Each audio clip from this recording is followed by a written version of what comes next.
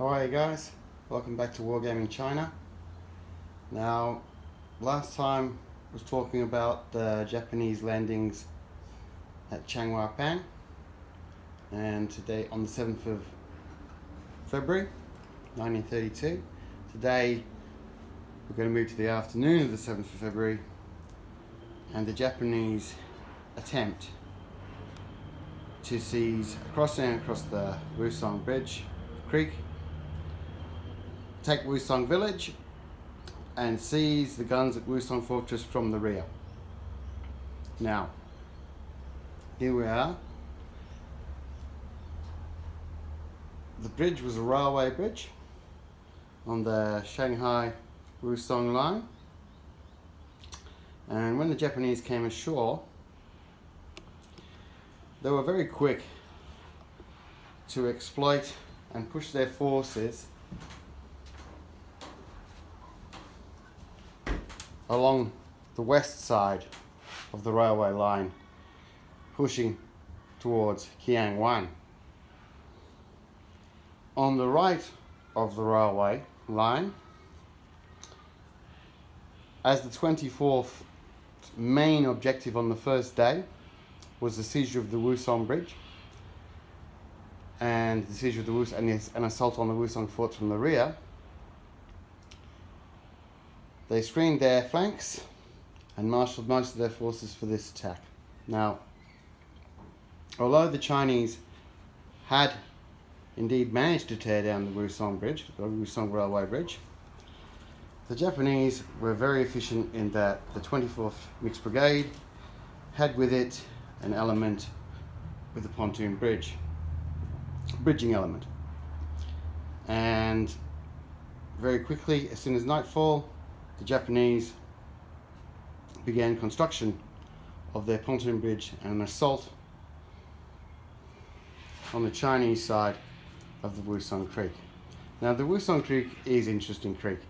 It is a tidal creek, and although most of Shanghai has now been rebuilt, it always appears that the creek is steep-sided, very steep-sided, topped by a brick wall at most places. So this in itself poses a problem for a landing force. So it kind of funnels the Japanese into the only choice of having to build a bridge where there's already an existing bridge. So on the night of the 7th and all through the 8th, the Japanese attempted to construct their pontoon bridge under Chinese fire. They had brought up their own artillery and mortars and were capable and were giving the Chinese positions a thorough pounding as well as naval support, but they were still unable to force a crossing. On the night of the 13th,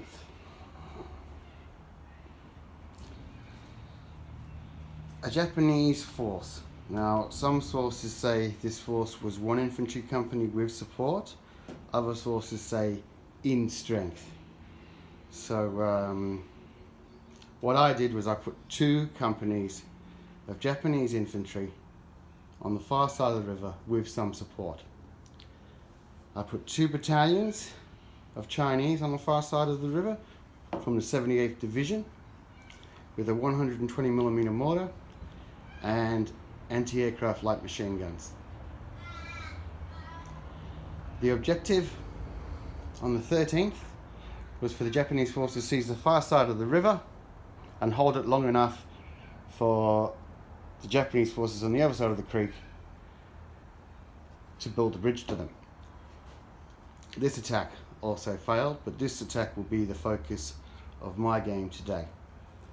Now, when we look at the 24th Independent Brigade,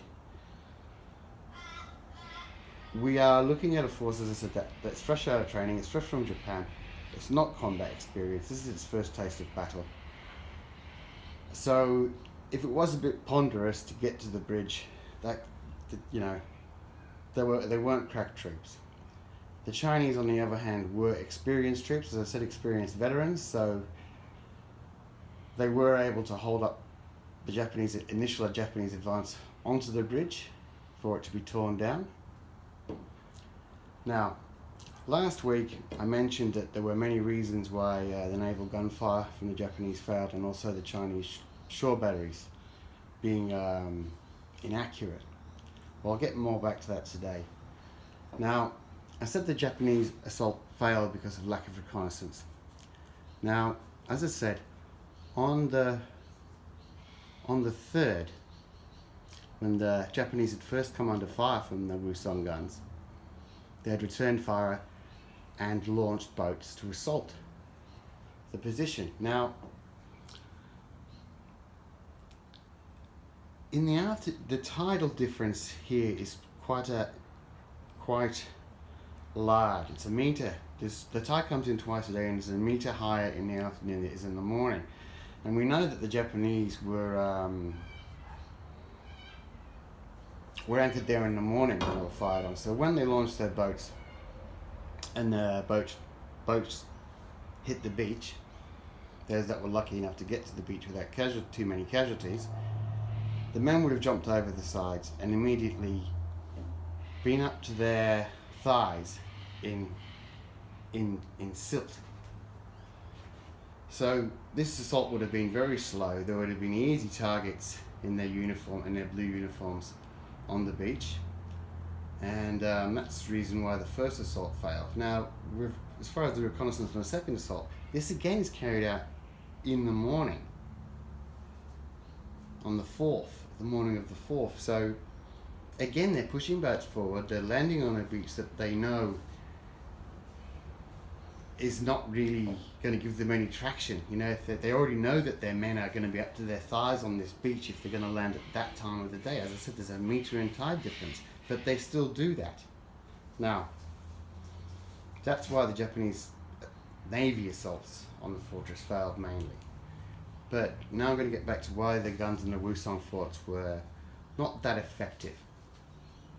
Because it was lack of training. Artillery shells were very expensive. The guns themselves were not maintained in the best way. And as soon as a gun did fire, there was accurate return fire. So not only did the troops, the gunners, have to fire weapons that they, even though they might have been manning them for years, they might never have fired their weapons. Their range finders would have been very old. So the effectiveness of their firepower is just explained by lack of training and lack of maintenance. But they still managed to do their jobs and keep those guns firing. So, you know, good on those gunners. So in the afternoon, when this attack takes place on the 8th, the Navy is also giving fire support. So we can imagine that these Chinese 78th Division on the far side of the river was really taking a pounding. So as this fight progressed, as I said, this attack on the 13th failed. So we see on the 14th that the 24th Independent Brigade shifts its advance.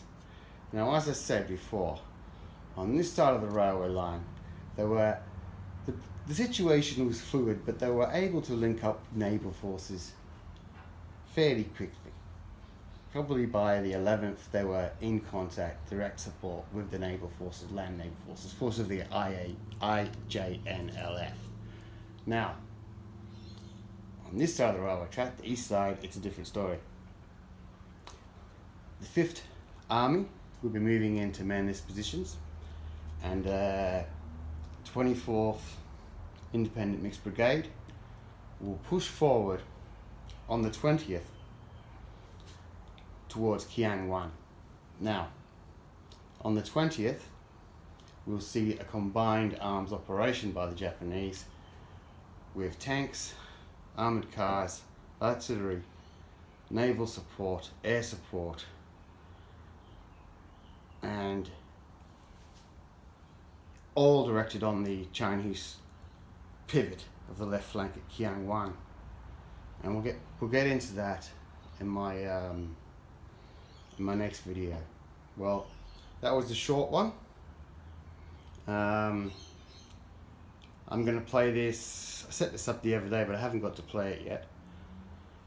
As I said, I'm going to turn it into a 9-turn game. I'm going to give 5 turns to cross the bridge, make the pontoon bridge across the bridge. And a 9-turn game should give the Japanese enough of a chance to seize the bridge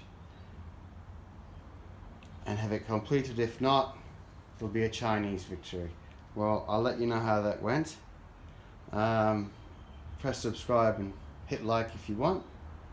Always remember, the Chinese soldier fought with the least for the longest. Take care.